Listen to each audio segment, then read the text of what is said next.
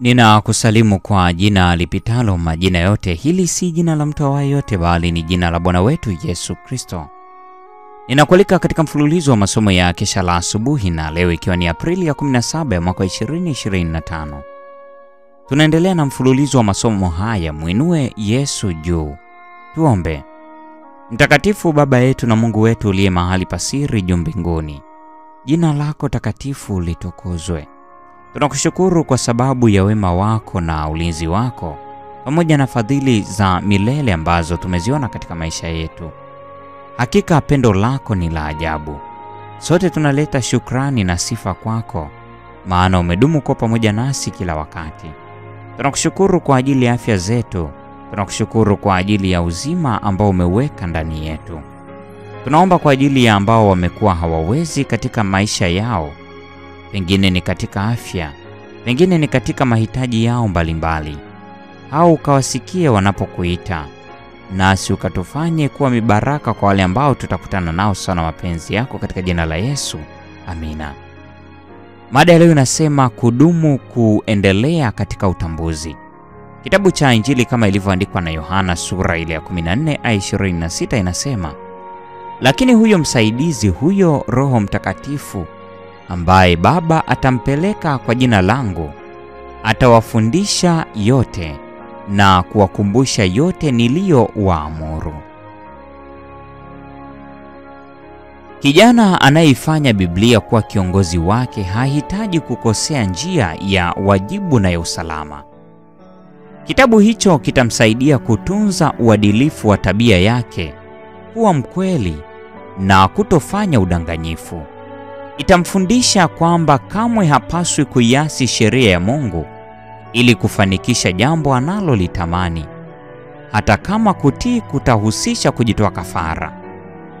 Itamfundisha kwamba baraka ya mbinguni haitamjia ikiwa ataiacha njia ya kutenda mema, kwamba japokuwa watu wanaweza kuonekana kufanikiwa katika uasi, kwa hakika watavuna matunda ya kile walichopanda.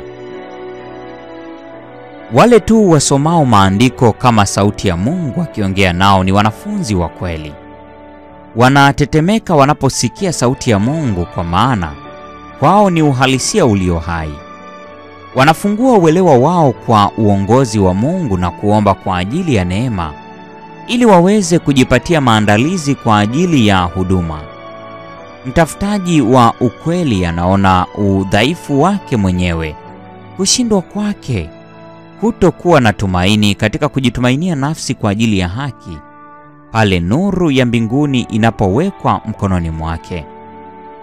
Anaona kwamba hakuna chochote ndani yake ambacho kinaweza kumpendekeza kwa Mungu.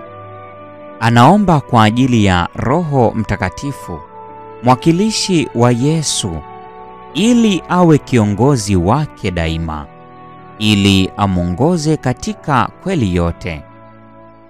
Anairudia ahadi, lakini huyo msaidizi, huyo Roho Mtakatifu ambaye Baba atampeleka kwa jina langu, atawafundisha yote.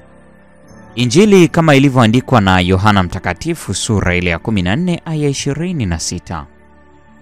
Wale ambao wanapokea ndani ya mioyo yao kanuni takatifu za ukweli watafanya kazi kwa nguvu ya ziada. Hakuna mazingira yanayoweza kubadilisha azma yao ya kufikia kiwango cha juu sana iwezekanavyo. Na kile ambacho wamekipokea watawapatia wengine. Wao wenyewe wanapokunywa kutoka kwenye chemchemi ya maji ya uzima, kutoka kwao kutatiririka mito ili kubariki na kuwaburudisha wengine. Mwanafunzi wa Biblia mwenye bidii atadumu kuongezeka katika maarifa na utambuzi. Akili yake itang'amua masomo ya juu na kushikilia ukweli wa mambo halisi ya milele. Hamasa ya utendaji wake itakuwa sahihi. Atatumia talanta yake ya mvuto kuwasaidia wengine kuelewa kiukamilifu zaidi majukumu yao waliopewa na Mungu.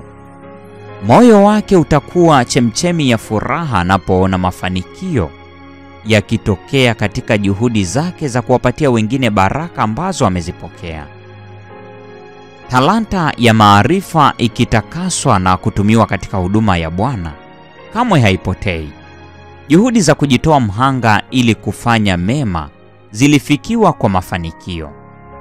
Tu wafanyakazi pamoja na Mungu. Waraka wa kwanza wa Paulo kwa Korintho sura ya 3 aya 9. Bwana atafanya kazi pamoja na watendakazi wa kibinadamu. Sifa na utukufu wote anastahili kupewa yeye kwa kile tunachoweza kukamilisha. Counsels to Parents, Teachers and Students, ukurasa wa 449 hadi 451. Hii ni Aprili 17, mada ikisema kudumu kuendelea katika utambuzi. Mwenyezi Mungu atubariki sote, na kwa neema yake tukutane tena katika somo linalofuata.